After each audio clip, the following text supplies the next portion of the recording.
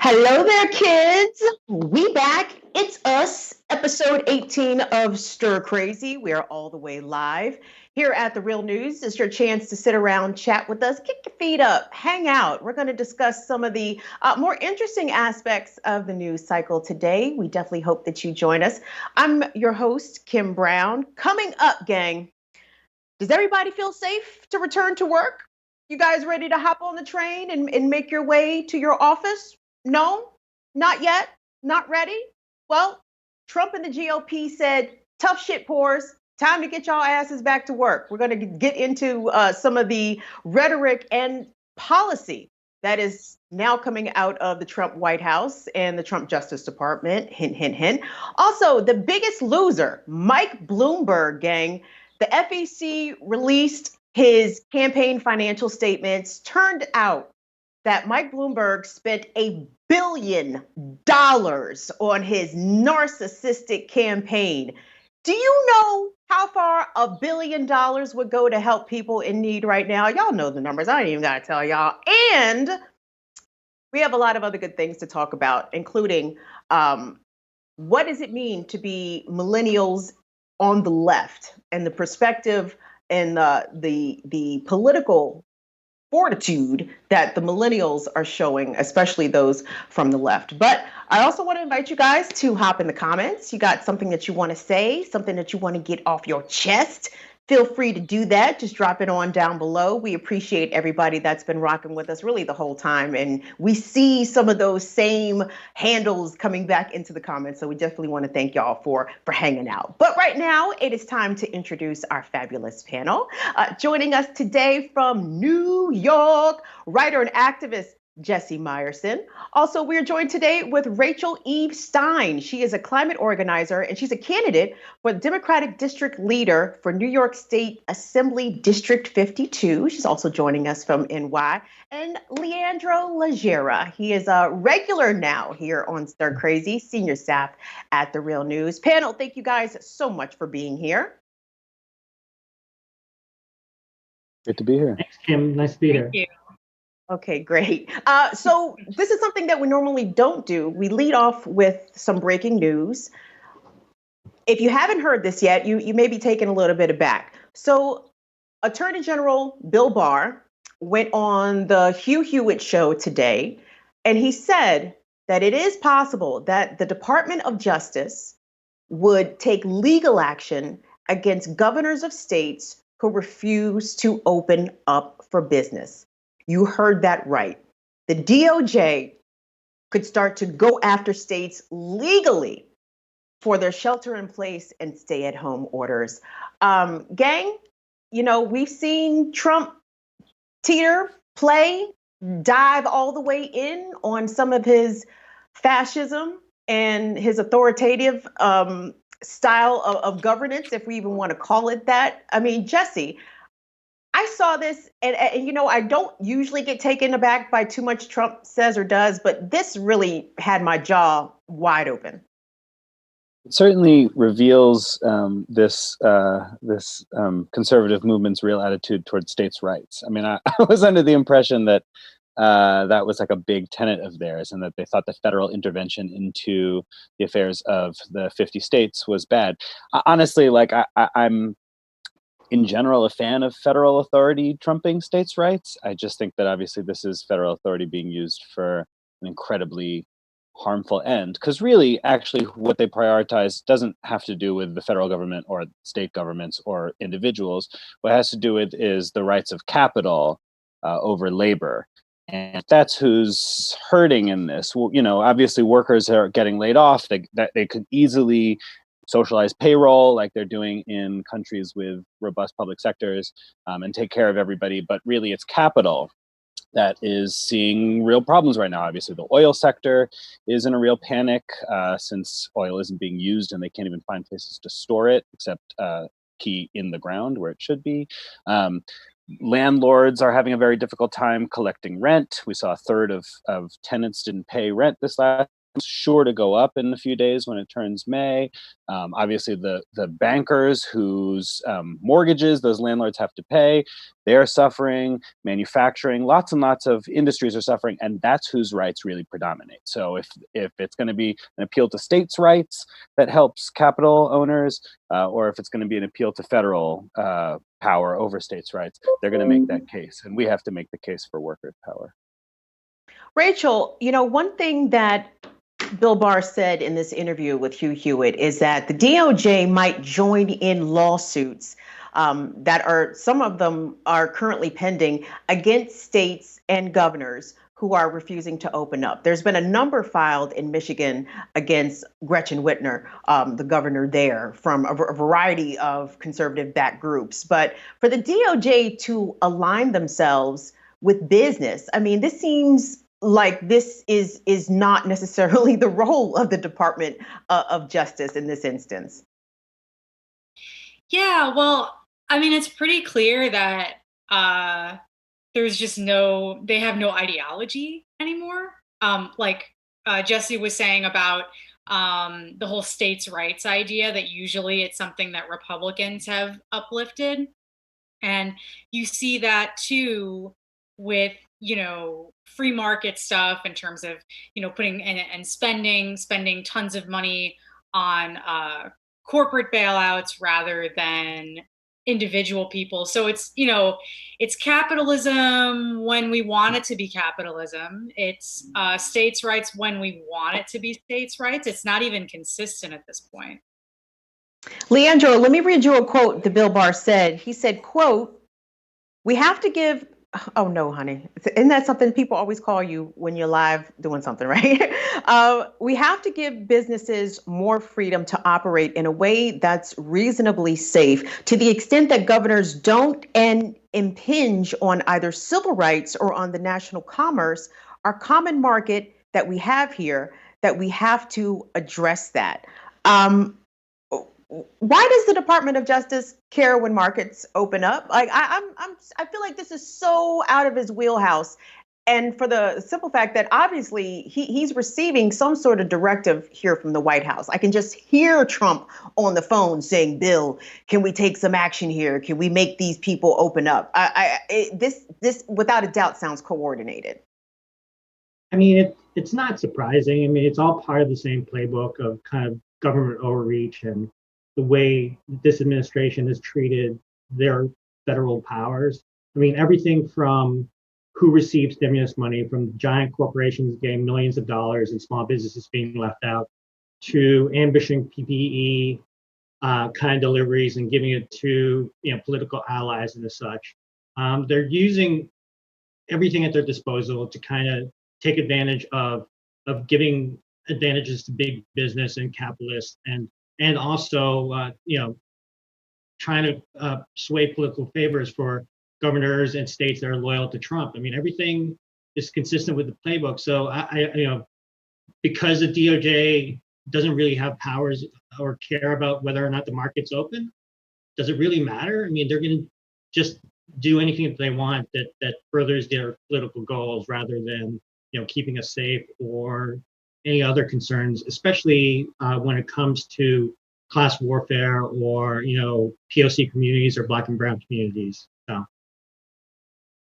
Using the Department of Justice to force open states to make them open for business. I mean, this is the type of heavy-handed authoritarianism that we aren't accustomed to seeing, and not executed in this way, this blatantly. But it is very clear that Republican elected officials are determined to get people back to work, despite the fact that COVID-19 pandemic has killed upwards of 40,000 Americans in roughly a month's time. This is not the fucking flu, you fucking idiots. The flu doesn't kill people in these numbers in that short amount of time. That should tell you something within itself. But these folks don't really seem to care. And one of those who was leading the charge early for reopening the state, I'm talking about a month ago, was Lieutenant Governor from Texas. His name is Dan Patrick. And I just want to say condolences to the sportscaster Dan Patrick for having to share a name with this dickhead.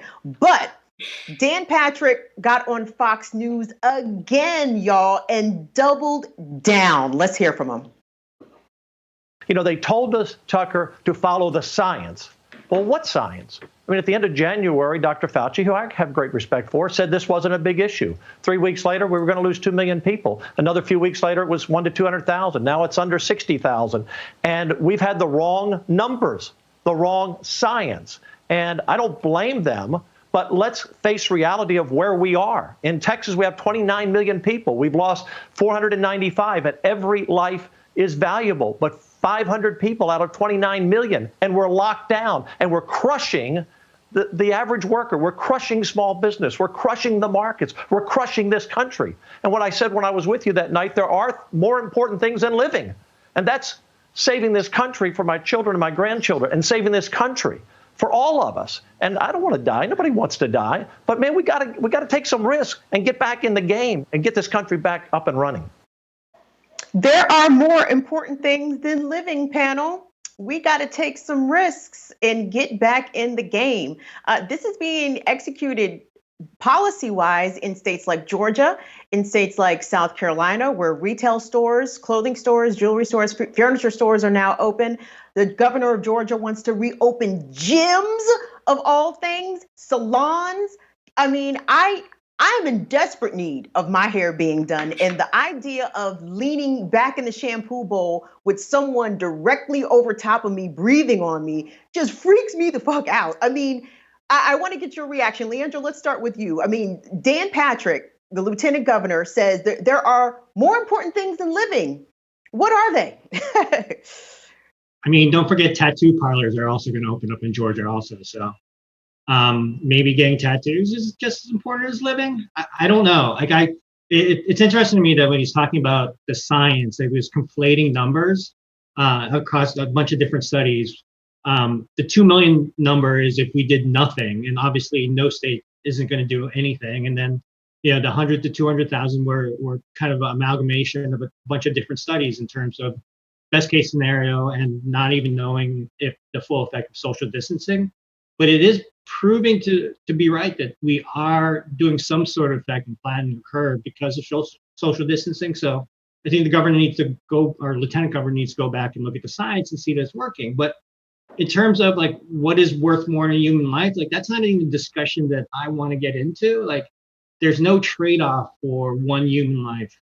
There's no economic gain, and then other countries are proving that if you enforce stricter social distancing practices, then the economies will open up sooner, and then the effect would be less. So in essence, that his logic is kind of really flawed here.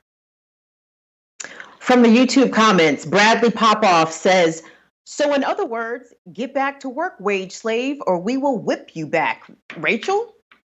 That's what it sounds like to me. I don't think Bradley is wrong.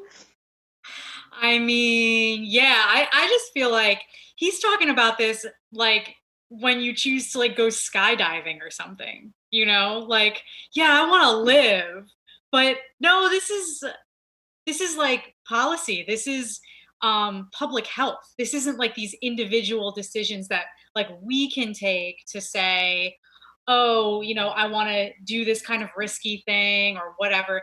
This is something that affects everyone. And I think that's gotten really lost, is like the collective responsibility and just like doing a few things that are not that hard to keep a lot of people alive. Hey, Jesse, I want to read you a tweet that I saw that really made a lot of sense. It's from Asia Chloe Brown. She's really smart. She makes some good tweets. But she says, if a state reopens and businesses are expected to reopen, that removes unemployment benefits from folks. It removes the ability for people to get that additional $600 a week. I mean, at the end of the day, this is all about a money move, isn't it? Yeah, that's the entire point of this, is that they don't want to. They're afraid. Here's the move that they want to do. They want to take the state of emergency that allows them to act permanent, but they don't want to give people economic rights like a guaranteed income or guaranteed health care or guaranteed housing or any of the things that we would really that we need if we're going to stay sheltered in place. They don't want to give those because then they're afraid those will become permanent, and that they can't abide that. I mean, that would be a huge threat to the hierarchy. But yeah, that's what the governor is really talking about when he says, we have to save the country. There are things more. First of all, this is, again, just to like harp on the hypocrisy beat for a second. This is allegedly somebody who's supposed to be pro-life who's saying that there are things that are more important than living. But the other thing is like, all right, so if he thinks that we need to like take some risks to really get things up and running, he should be out there. Like I saw Congresswoman Ocasio-Cortez was out there in Lefrak City delivering food. Like, where is he? What risks is he taking? He's broadcasting from his governor's mansion. He's not taking any risks. What he wants is for people who need income in order to afford their rent, in order to afford their basic payments, in order to afford food. He wants those people to go out and take all the risk. And that's just how they always do it. It's also, he's living in a fantasy to believe, like, I appreciate what you said, Kim, about like how uncomfortable it would be to go back to a salon and just like trust that you were not going to get sick. And his idea that you can like open up the economy and then it just like snaps back to how it was before is a fantasy. It's a complete fantasy. You can open up all the businesses you want. And if there are a lot of people like you, Kim, which there are millions and millions of people, it's not going to be like things were normal. There's going to be a massive, massive change. And anybody who's just denying that so that rights is just living in an absolute fantasy that's going to kill a lot of people. Mm-hmm. I mean, if you're living in a state that is determined to reopen, like a Texas, Georgia, or South Carolina, and you have a job that is going to start, putting people back to work, and you refuse to go back to work on the basis of being afraid of the COVID-19 pandemic, I'm not exactly sure what protections are in place, if any, for people like that. But it also, this determination by the Republicans to reopen the economy in such a hasty fashion, it really gives some insight as to why the paltry stimulus was what it was. Bernie Sanders was pushing for, I think, $2,000 a month for several months for people to get on their feet. And what was agreed upon was this $1,200. And I want to put up a tweet from the 2016 Green Party Vice President candidate Ajamu Baraka, because he actually, summed this up succinctly. Ajamu Baraka says, "Now it should be clear why the government only provided a measly $1,200 check. The plan was to drive hungry and desperate people back to work. That's capitalism, folks. Enjoy your freedom."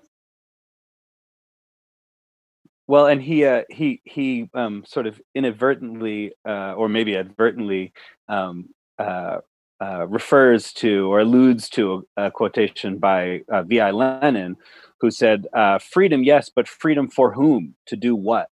So this is the question, right? We can say we want to be free from this government order to shelter in place, but that doesn't make you free. That makes you then dependent on the firm that's paying your salary. So now you're in the now, like you said, wage slaves. Now there's a different coercing you to do what you want. And that's your boss at work. It's not freedom. It's freedom for the boss to make money. The question is like freedom for whom to do what. $1,200 might go a little ways depending on where you are. If you're particularly living in a smaller area, maybe rural. But Rachel and Leandro, Rachel, you live in Brooklyn. Leandro, you live in Baltimore. That $1,200 is not going far at all. And for people who are dependent in terms of needing money to provide for themselves, to provide for their families, they may be feeling that pressure to return to work, despite the fact that this pandemic, we haven't necessarily even seen the surge in most places, Leandro. Yeah, I mean, not even dismissing the fact or forgetting the fact that there's 22 million people on the unemployment line. So, I mean, I'm sure the pressure is immense, and they're doing things like getting rid of liability for businesses to open in case someone dies of the coronavirus while at work. I mean, I can't even put words to how anyone could think of that beyond that what we've talked about this whole show is it's not surprising that this stimulus, any of these benefits aren't for the working class. I mean, they're strictly to get big business up and going, and none of these people will be at risk for the coronavirus. And all the risk is going to be taken by, marginalized communities, lower wage workers, brown, black communities. So it fits perfectly within their playbook, and it's not. There isn't a pretty picture to paint here for any of this stuff. I mean, Jesse's been on the ball this whole time talking about who benefits from this the most, and we all know who that is, and then it all will lead up to some sort of re-election campaign if this is successful. Holy shit. Rachel, is this a campaign slogan? I reopened the country. I got people back to work. Just never mind the 60,000 dead, maybe more, that had to pay that price. But is Trump seriously going to run on this pandemic crisis? It sounds almost crazy enough to work. Yeah, it's tough. Like I used to be able to say, oh, that'll never happen. If he says this, no one's going to believe him.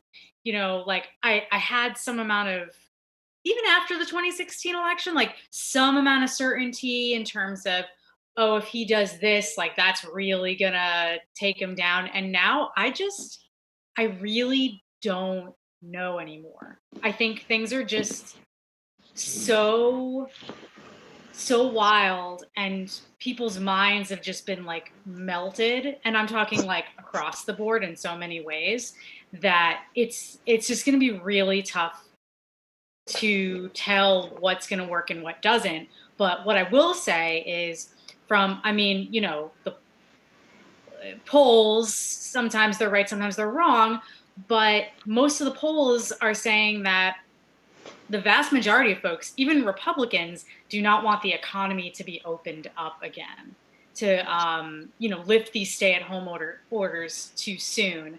So, I mean, that's something, and maybe that remains to be seen in terms of what Trump says and how Republicans might then kind of react to that.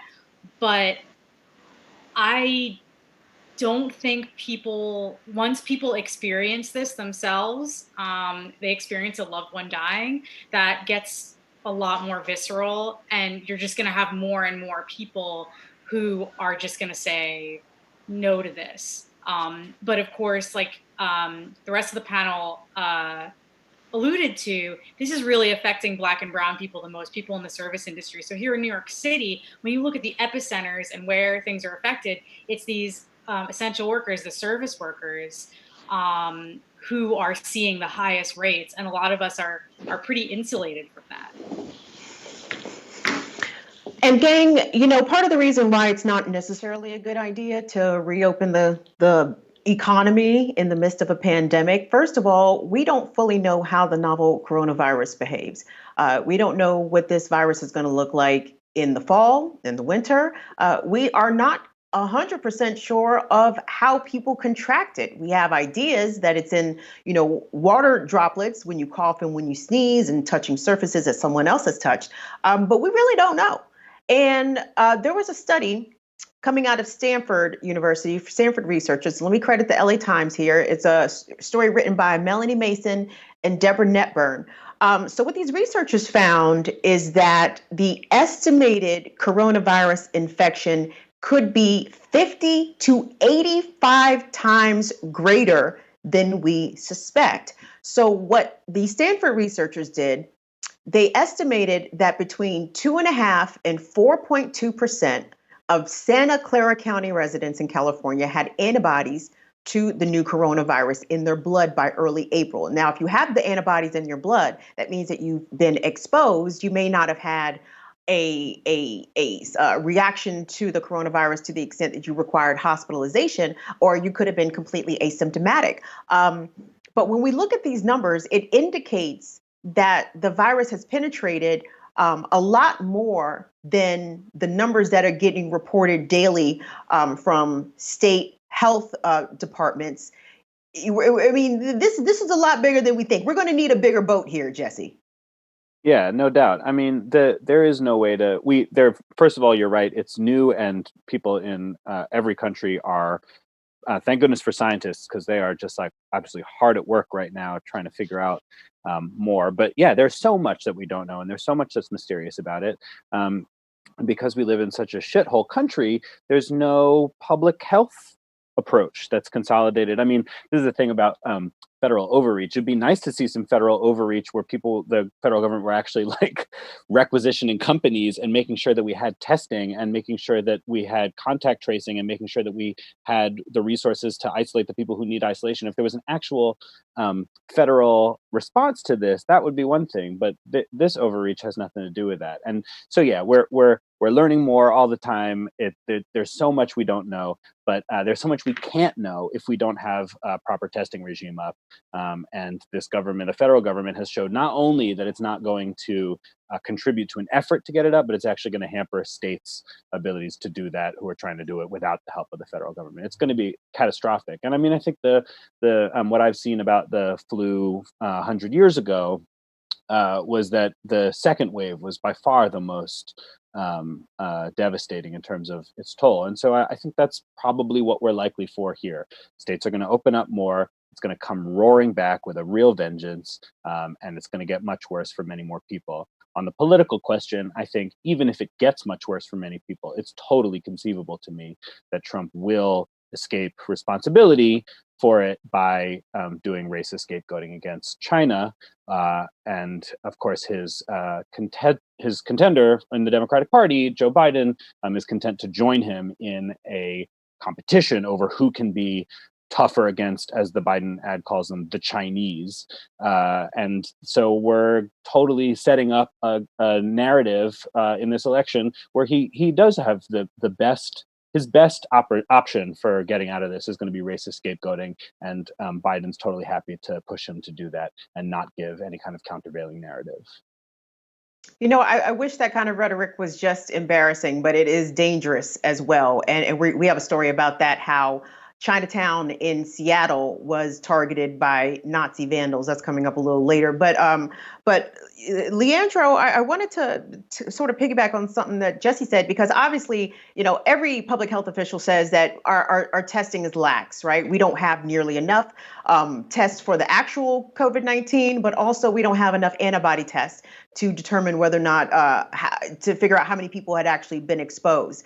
But Trump has said repeatedly that the federal government's not responsible for testing. And then he had the audacity to get real pissy with Maryland Governor Larry Hogan, because Larry Hogan and his wife, Yumi, were able to secure 500,000 COVID tests from South Korea, and Trump was so pissed. I mean, he's doing exactly, Hogan that is doing exactly what Trump told the states to do it yourself. And, let's give props to Yumi Hogan. There's so much anti-Asian racism and hate proliferating throughout the country. And look, we're being saved by Asians at this point. From healthcare workers to the governor's wife to getting more tests. The one thing that there were two stats that kind of frightened me this past week that I saw. One was on the Theodore Roosevelt, the aircraft carrier that's ravaged by the coronavirus, I think is docked in Guam. 60% of those infected were asymptomatic. 60%. So this is what happens when you do kind of extensive testing. I know it's a small sample size, but they tested the whole ship, and 60% of the people were asymptomatic. Can you imagine that there are 60% of people who have the coronavirus are walking around asymptomatic and spreading that and not even knowing it? The second thing is, what they're finding out is that even though you have antibodies, that doesn't really mean that you can't get reinfected, which is kind of a new wrinkle in these kind of viruses, and something that's even more frightening to me. So while the antibody tests are essential and they're great and they could lead to more immunity, but that's no guarantee with this virus either. And this is why testing is so important. And this is why things like contact tracing after you do testing, and if we don't test, then I don't see how you could really open, unless you want a higher death toll, which I think they're comfortable with. All lives matter, Leandro. All lives matter. Rachel, I'm sorry. Sure. I was trying to be silly. Y'all didn't laugh at my joke. That's cool. I'm gonna No, keep this rolling. I thought it was funny, but it's like everything is like, ha, you know? I know. Yeah, they're I on No know. Lives Matter at this point. Yeah, no, absolutely no lives matter. Rachel, I mean, for my personal reassurance, I'm not going to know the coast is clear until I've had an antibody test. And testing is that big gaping hole right now that it doesn't seem as though we are going to overcome nationally. It's obviously going to have to be put together piecemeal from the kindness of other nations and possibly some donations. But I mean, the federal government has made it clear, along with the Trump White House, that they're not in the testing business, they're not in the recovery business here. They're in the business of trying to get y'all motherfuckers back to work. Yeah. So go ahead, honey. No. What were you gonna say? I forget. That's why I said go ahead. Got it. Yeah, I mean, well, I just think it's really interesting that likely this virus came over to us from Europe. So it's not even, we can't even blame, like, fully blame the Chinese or any countries on the continent of Asia. Uh, so that's personally just what's wild to me about this whole thing. Um, and yeah, I mean, again, like what you were saying, business, business, business. I just want everyone to be as healthy as possible. And I do really, really worry about the testing. Like, I'm having a really hard time seeing this happen at a large scale. And I want to be really optimistic. And, I do believe when there's a will, there's a way. And that, if we can all join together and make this happen, we can make it happen. But just given who is in power on the federal level, this is pretty terrifying. And I'm just kind of thinking, all right, I'm going to be here for as long as I need to be in here. Exactly. I mean, and that's my plan as well. And I saw those protesters, the liberate, California, liberate Minnesota, Michigan, et cetera. Listen, I have a lot of those same concerns in the sense I would love to go do a lot of the services that I am accustomed to doing, but it's not safe to do that. And the idea of self-preservation trumps the desire for me to get my hair done. I want my hair done bad as hell, okay? But I'm not willing to risk the COVID to go out there for that. I wanted to read another comment from the YouTubes. My man Sam, I don't really know Sam personally, but Sam left us a nice comment, so I'm gonna call him my man's. Sam says, quote, people won't be paid on time and they will fire workers who put any resistance to the selfish mistreatment of their health. We need a general strike. Thoughts, Jesse? I know you have a thought about that. I'm 100% pro general strike. I don't think those arise spontaneously, though. I think they take an enormous amount of organizing, and people who put our hopes in them spontaneously coming about are approaching this the wrong way. The strike that's likeliest to happen is an increased rent strike, and that's because more people aren't going to be able to pay. So if they can't pay, they won't pay, and hopefully we can get a significant enough portion of the people who can pay not to pay in solidarity with those who can't, that we can really force the issue, and it can throw landlords and the bankers that hold their mortgages into a big enough crisis that the states, at least, if not the federal government, can pass some legislation like what's being proposed by the Housing for All coalition here in New York, and then also by Representative Ilhan Omar and the other people who have co-sponsored her rent and mortgage cancellation bill at the federal level. That's really that's as far as like sorts of mass action that I can see being organized in this current environment where we're prohibited from interfacing with one another face to face. That's, I think, the strike that holds the biggest promise for us, that we can organize and that we can execute. I think a general strike, we need it obviously quite badly and have for decades, but I think that requires a greater burden of organizing than we have the capacity to do right now. Rachel, I want to switch gears for a second because there was a really thoughtful commentary on Medium from Douglas Rushkoff, and I wanted to have you elaborate on it a bit. Yeah, Rushkoff was talking about how this virus is kind of like a response from nature in a sense. And I thought that was interesting, and I thought it was thoughtful, and kind of, made my mind think about this whole thing in a different way. Yeah, we are not the virus, we are the kamikazes.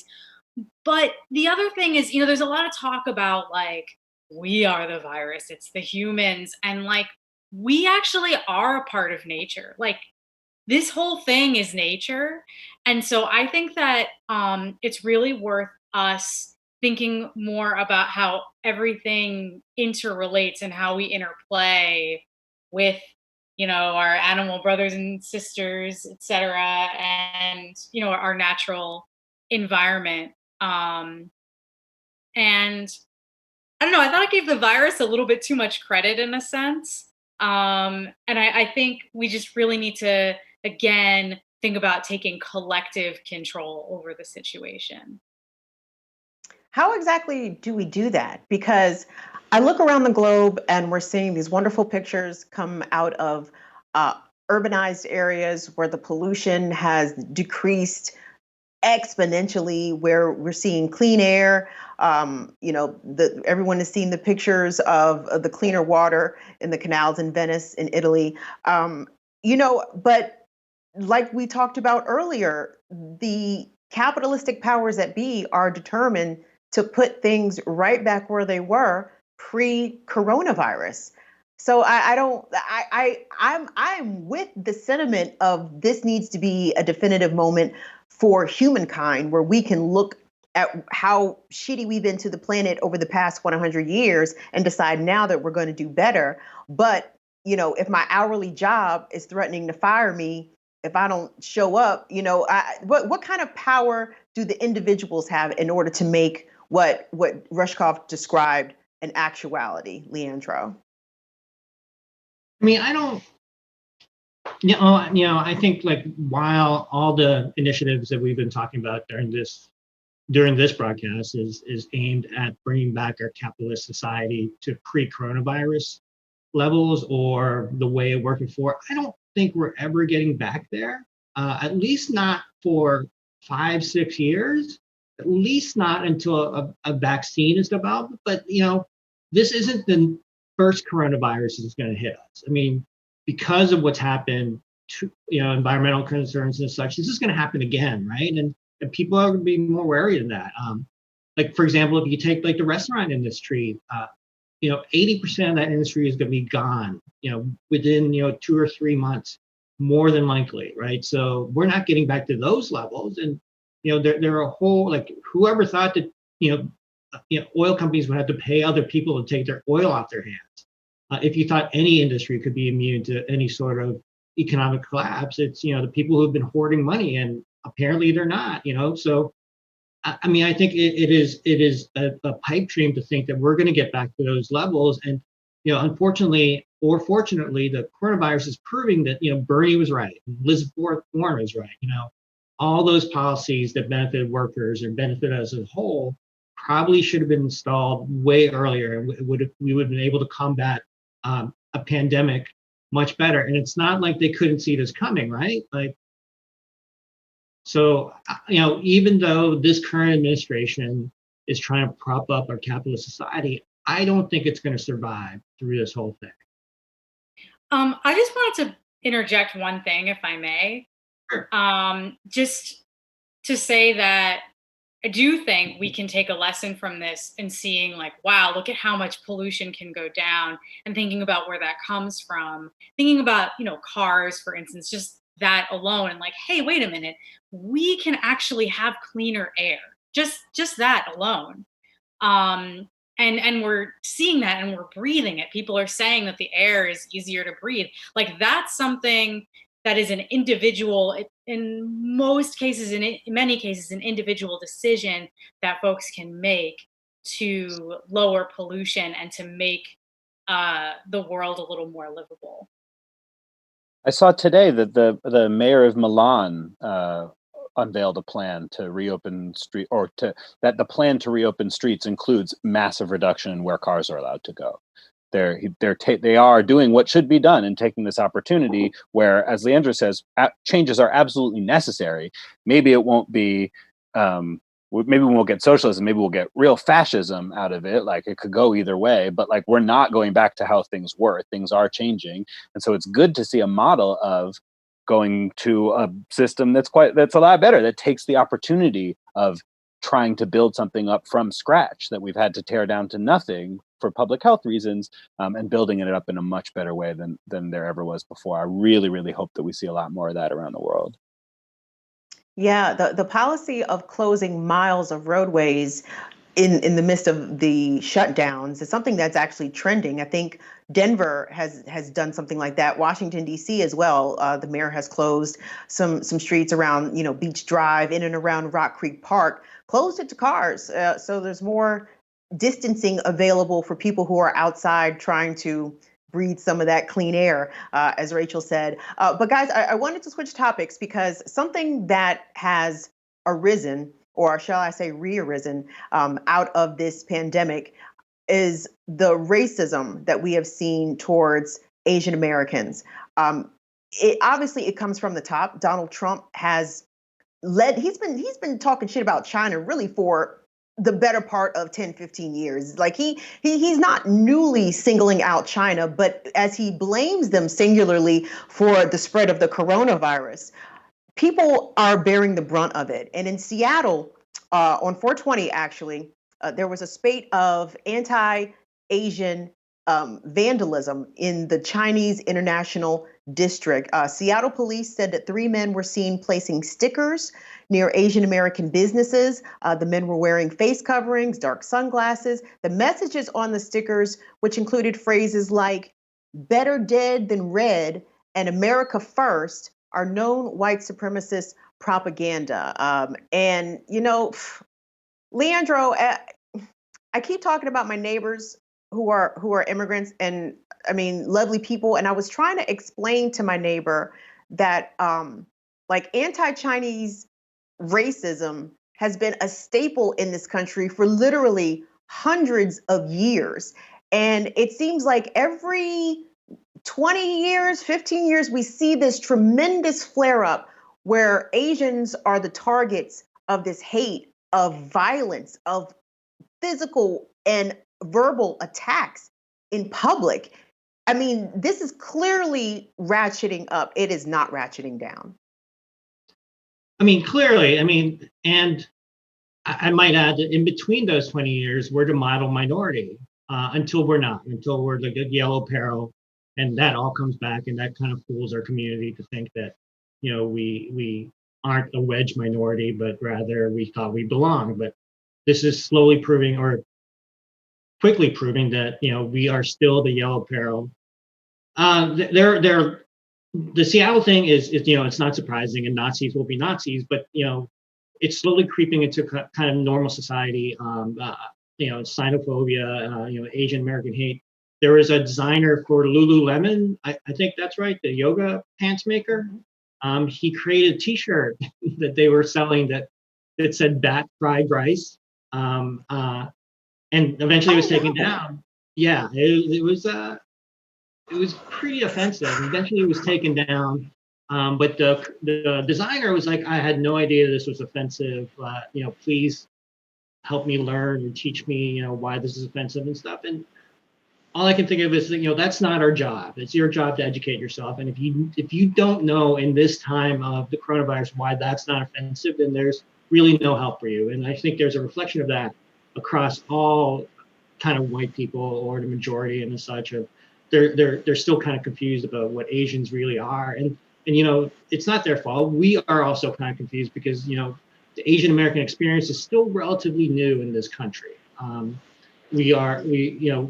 We're still mostly immigrants or children of immigrants, and we have been taught it's better to assimilate, to get on, then rather than expressing your Asian Americanness, from Andrew Yang to that NASCAR driver that we talked about last week, there has always been that sentence of being more American than Asian, and right now it's kind of biting us in the butt for it.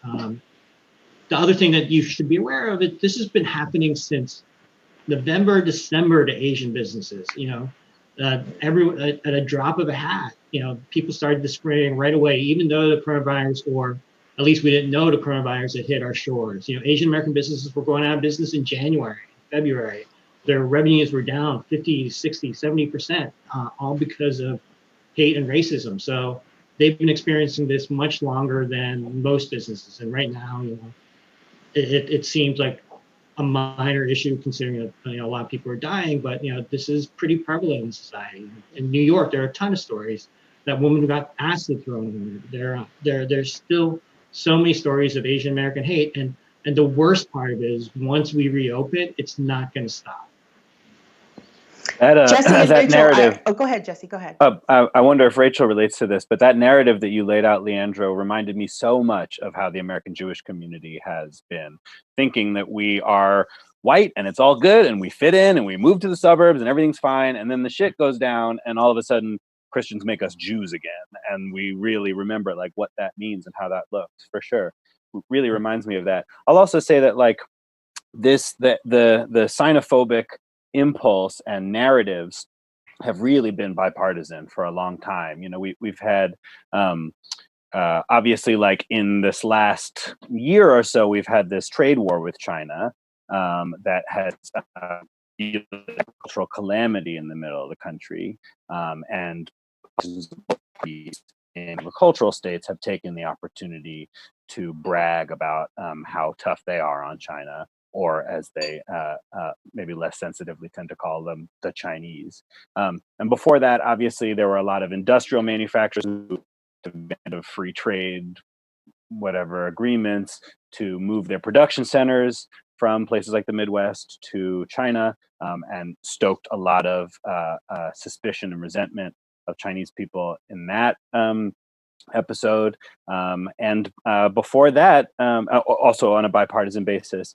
And before that, there was this idea that China is America's banker, that the Chinese own our debt and own the banks and own the Fed, and they lend us money, which is financially and operationally and monetarily ludicrous and wrong, but also serves only the purpose of stoking fear and resentment of Asians, and particularly Chinese, and again, has also been done on a bipartisan basis. This is, as you pointed out, Kim, deep in our roots. Hey, gang. Oh, hold on real quick, because Steve Horn, our own Steve Horn, weighed in the comments. He asked a legitimate question. Steve wants to know, so how do you critique the Chinese government, a rightful target, and not feed into racism? We are stuck in a very tough place. I mean, don't blame Asian people you see on the street for the coronavirus. I mean, what? I mean, they're like, I don't get it. I mean, governments have different policies that aren't necessarily reflective of their people, but like, how do you blame the coronavirus or anything that China does to like a random Asian person that you're seeing walking on the street? I mean, that's just insane. Like even the way the news is treating Yumi Hogan, when they talk about the deal they struck about getting 500,000 tests from South Korea, they said Yumi Hogan, who's South Korean and speaks the language fluently, helped tremendously in closing this deal. And I kept thinking, like, what, she was the translator? And why does it matter if she spoke the language fluently? I mean, it probably had nothing to do with a deal.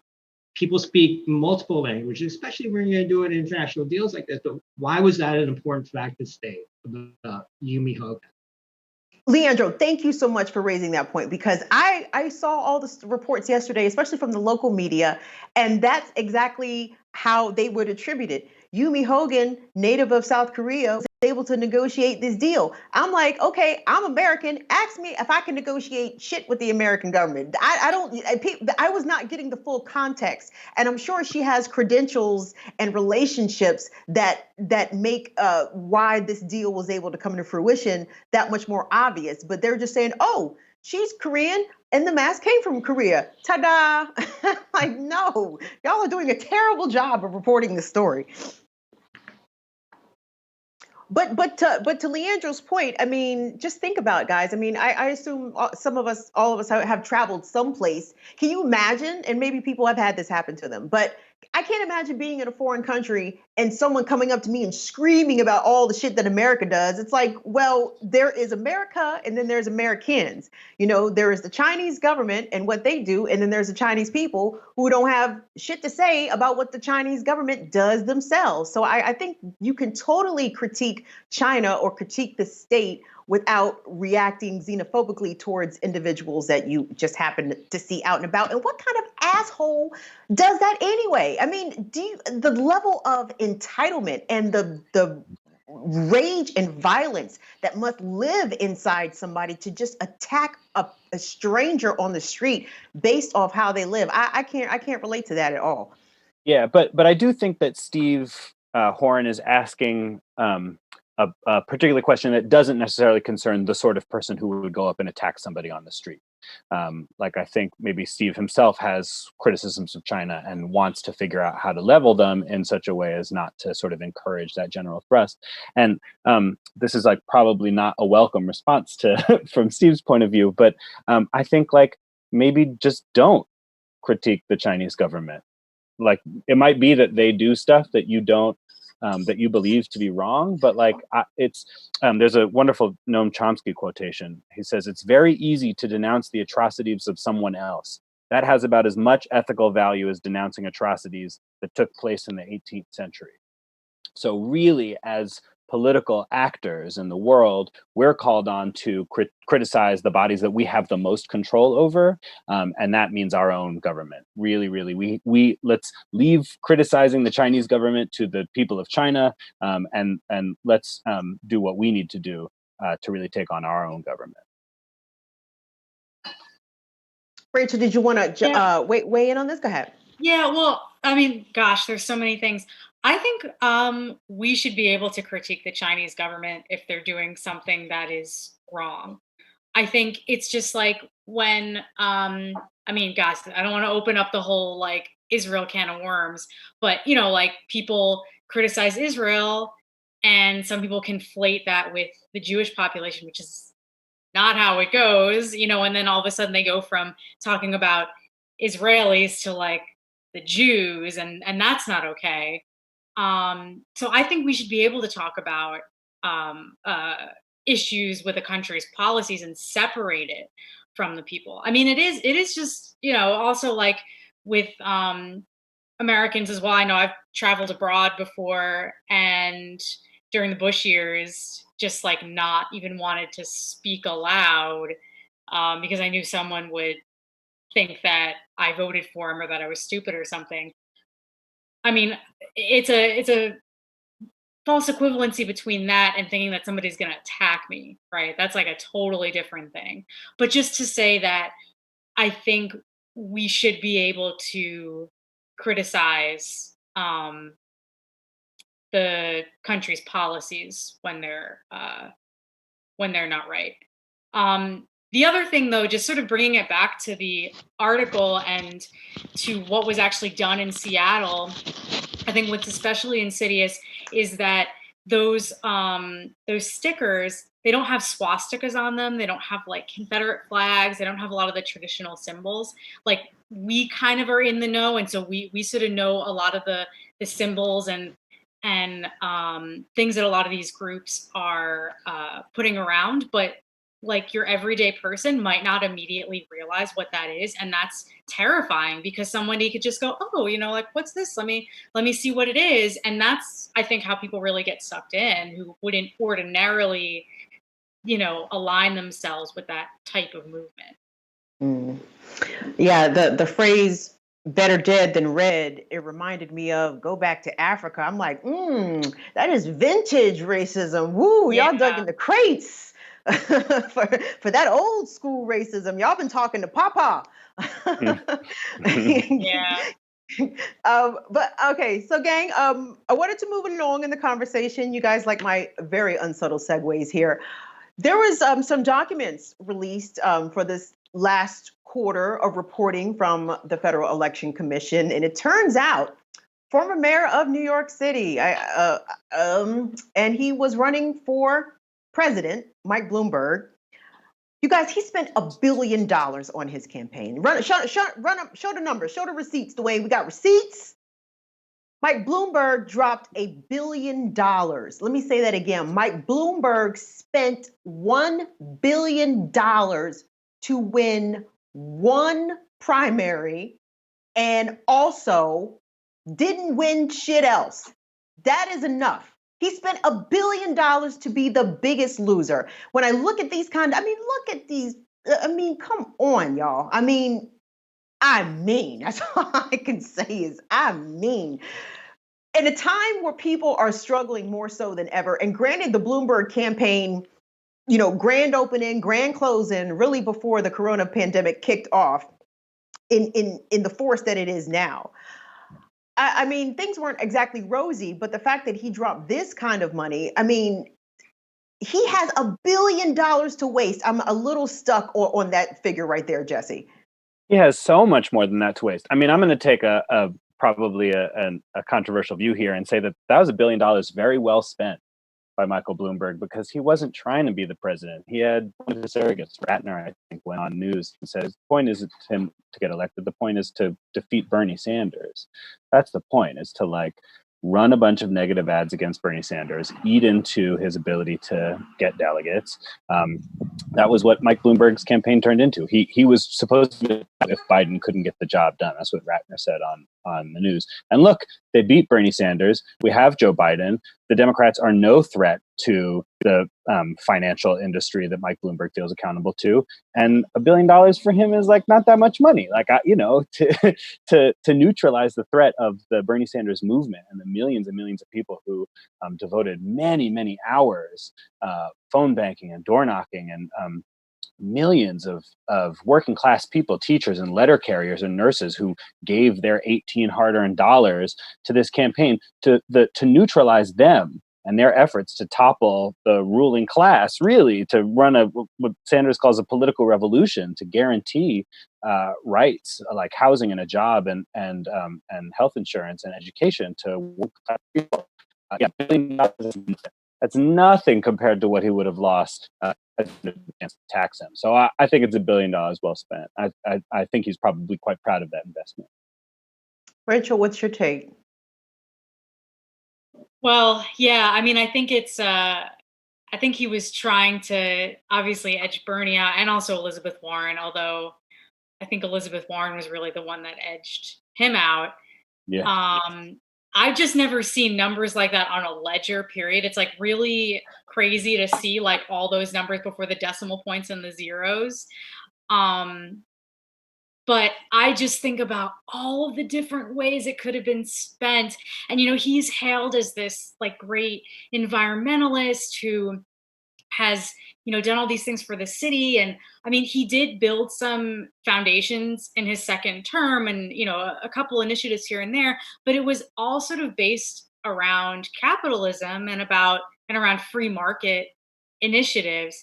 And so, yes, he did do some things around the environment, but it's clear in how he spent this money that he doesn't really care that much, because really straight up, he could have just spent that money on putting solar panels on roofs, on giving a bunch of people gift certificates to get all this kind of stuff and be more energy efficient. And, there's so many other ways. We can talk about too with COVID, just helping people now. Yeah. But if we're just going to think about all of the stuff that all the values that he tried to prop himself up on, it's all bullshit. Yeah, Mike Bloomberg putting up those kinds of numbers sounds like he wants to be a first ballot guillotiner. We got to set the guillotine up at his house first. But Leandro, I mean, when we think about how that money could have been redirected, as Rachel referenced, the Flint water crisis was estimated to cost between $50 and $100 million to fix. I believe that Professor Lawrence Brown, who used to be at Morgan State University, did a cost analysis of how much it would cost to remove lead pipes from the city of Baltimore, to clear out asbestos. I think that was in the neighborhood of like $200 million. I mean, this man, Michael Bloomberg, seriously could have improved the lives of so many, but instead decided to spend $1 billion, as Jesse said, to thwart Bernie Sanders. I mean, it's such a selfish position and really inhumane. It's not resources best allocated for the greater good, but I guess that was never really the point. I mean, let's not confuse Bloomberg for being a progressive of any sort to think that he would invest in Flint or any sort of infrastructure improvements for Baltimore. But I guarantee you $1 billion could probably win the Senate this year, which would align to Bloomberg's values. Like if he was going to spend $1 million realistically, and he wasn't going to spend on anything that was, any policies driven by Warren or Bernie, but he could definitely win the Senate with $1 billion. I also would point out he also has 59 billion more, so maybe he might make that happen. And it's interesting that $1 billion also doesn't buy you, honoring your employment contract promises through the end of November for your campaign staff. But like if there are things Bloomberg could spend money on, it's down ballot elections, and that's something that he could that's definitely within his wheelhouse. It definitely satisfies his capitalistic instincts in terms of it definitely would protect his money. If we win the Senate and if the Democrats win the Senate and the House, and they win the presidency, or even if they don't win the presidency, if they have both houses, then you can definitely mute the impact of 45.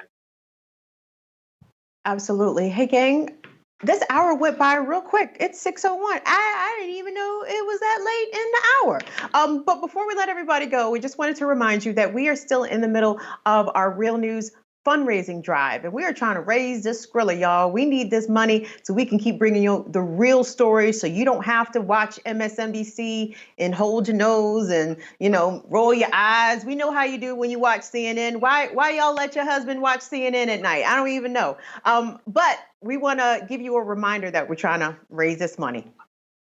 Hello, my name is Taya Graham, and this is Stephen Janis, and we're the hosts of the Police Accountability Report. We're trying to do a $50,000 fundraiser right now, and each dollar will be matched. Now more than ever, we need independent journalism that's not funded by corporate backers. We need people that can give us the truth and the unvarnished truth. So we really need you to help and donate.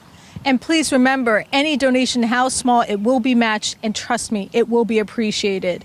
Thank you so much for your support, and be safe out there. Taya Graham and Stephen Janis, the host of the Police Accountability Report, one of the very fine offerings that we have here at The Real News. But that's the end of Stir Crazy. I'd like to thank my panel, Jesse Myerson, Rachel Eve Stein, and Leandro Lagera, for hanging out. You guys, that was a great conference. I had more stuff on the docket, but we just ran out of time. So thank you all for your time and your wonderful thoughts. Thank you. Thanks, Kim. You guys are welcome. I'm Kim Brown. We will see y'all tomorrow on Stir Crazy. It is a very special edition. It is the Earth Day edition of Stir Crazy. So be sure to join us right here at 5 o'clock. You guys have a great evening.